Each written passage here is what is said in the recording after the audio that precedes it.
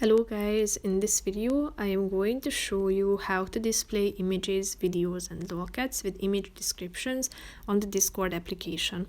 But first I just want to mention, don't forget to subscribe to my channel because at 10,000 subscribers I am going to show you my whole YouTube revenue statistics and growth strategy, how to make money online. Now let's jump into it. First of all, open the application on your phone.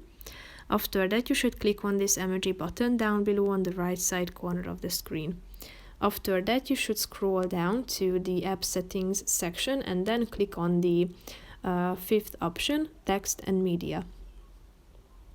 Here you can find display images, videos and lockets with image descriptions feature, which is the third one.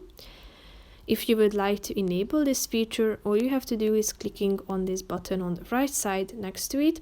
As you can see, image descriptions are used to describe images for screen readers. So basically, that's it for this video, guys. See you in the next one. Bye bye.